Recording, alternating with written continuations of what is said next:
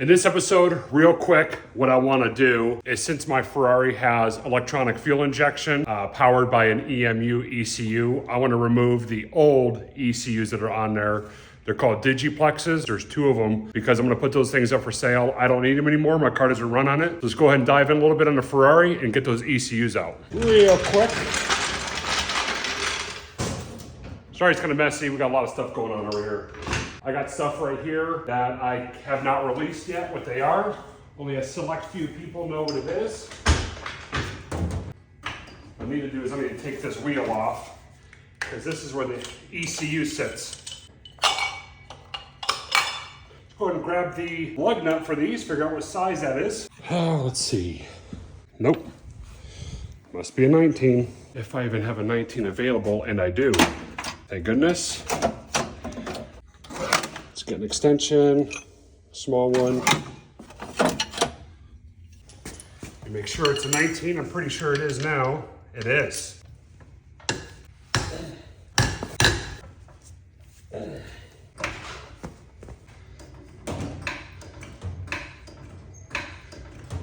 a piece of wood there. Let me show you where I'm putting it at. If you look under here, you can see my frame. Right there, it's my frame. And what I'm gonna do is I'm gonna remove the wheel, lower it down close to that. I'm not gonna lower it actually on it. Just so if the car does come down, it stops it. Now, hopefully where these ECUs sit is pretty easy to get to. I've never pulled them before. Now, we got a bunch of Phillips heads we need to run off. Oh, let's lower this down just a little bit. Not on there, but just closer. Bunch of Phillips heads. There's 2 wheel wells.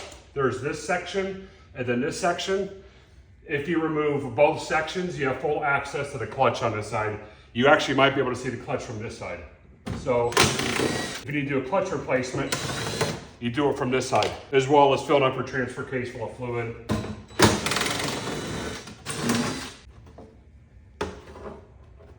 There they are, I see them. Probably don't want to know how much that thing cost.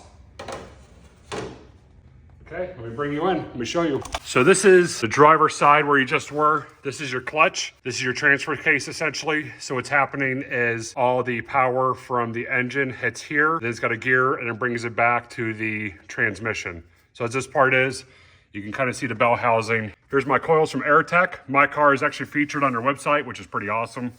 But here are those ECUs. There's 1 and 2. There's that Digiplex up there. Wonder if that'll actually wipe clean.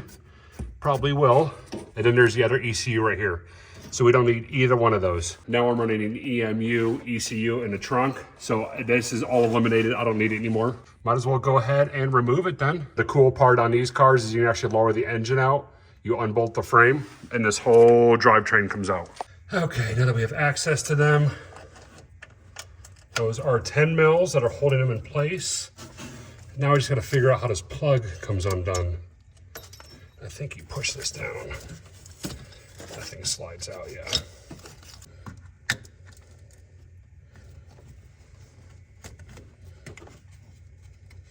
Clips to keep this harness in. That should be it. These things should be able to come out now. Let's do the bottom one first. You wouldn't believe how expensive these things are. Or maybe you do believe it.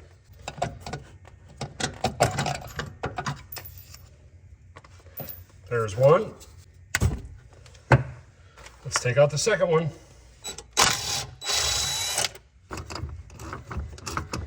Quarter-inch ratchet for the win. Okay, nut is out.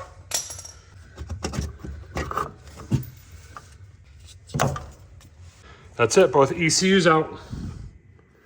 There's 1, needs cleaned real bad, and there's 2. See if we can clean that up a little bit while we're here. Okay, let's put it back together. I'm not worried about that harness now. It's completely unneeded and unnecessary. More of a burden just to put it back together. Let's go ahead and put the wheel well back on. There's 1 drain tube, second drain tube. I think one thing that really scares people on these cars, besides the fact that it's expensive to fix, which is a huge one, is how to work on it. I think a lot of people get freaked out because they think it's really hard to work on.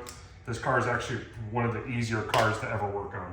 As long as you're willing to get out of your comfort zone and work on it, it's not that bad.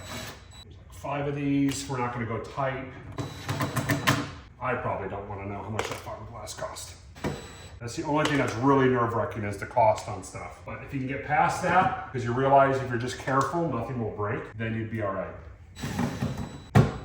But my new windshield got ordered, and once that gets installed, we will follow the individual who is installing it, because it ain't me. I ain't installing it. So we'll give them a huge shout out. Let's get this wheel back on.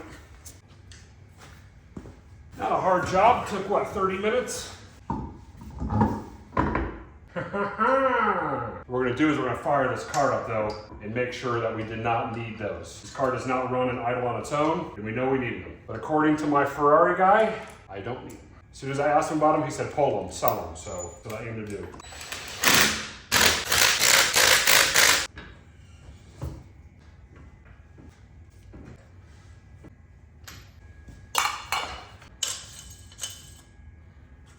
Done.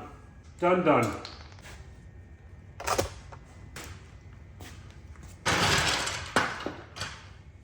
Okay, let's get an up close on what these things look like and see if they clean up. They should. It's just road grime and stuff like that, but should be good. Let's see. A little degreaser under microfiber cloth. Nice and easy. You want people to be able to see it. It should say Digiplex, and it does.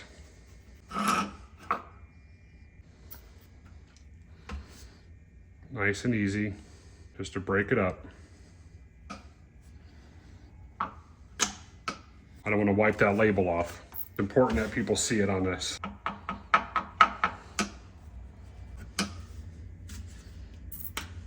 Cleaning up this label could get you $1,000 more on one of these things. So really take your time. No need to rush it. Now we're slowly getting it. Very slow.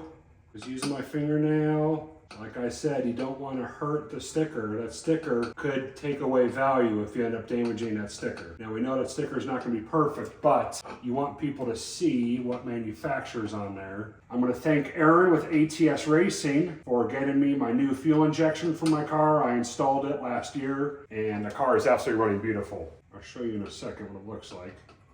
That's what it looks like now. Way, way better.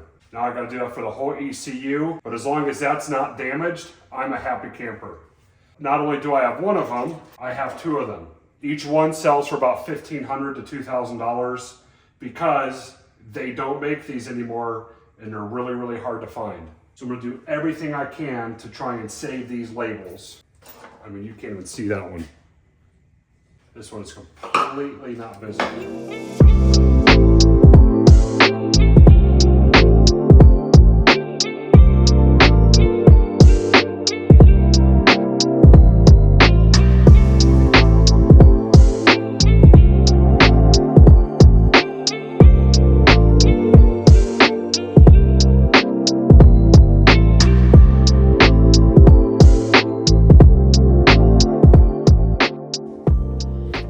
Look at that thing.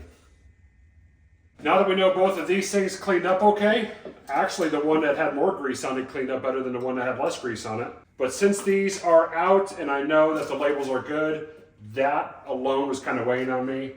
I was really hoping that this one underneath most of the grease was in good shape. It's not like the label is that important. It just lets the person who knows who's buying it is what it is, right? Because it's got the serial numbers on there. So now let's get in the Ferrari. Let's see if that thing fires up. I'm about a 99.9% sure that car will run and idle on its own without these in there. And then we'll wrap this one up, guys. And I appreciate you guys tuning in on this. I know it's kind of a boring one, but this was very important. This right here, I did not need anymore. And if I can get a couple bucks out of it, hey, why not? So let's start the car up. As soon as the car fires up, we'll just go ahead and end it there, guys. Is that you, Nick? Yeah.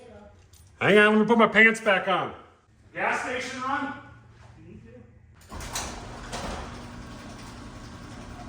Whoa, where's the camera? Where could it be? There's a phone right there.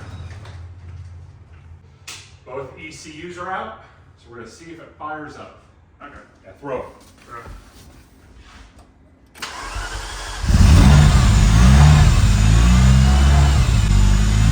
ECUs are for sale.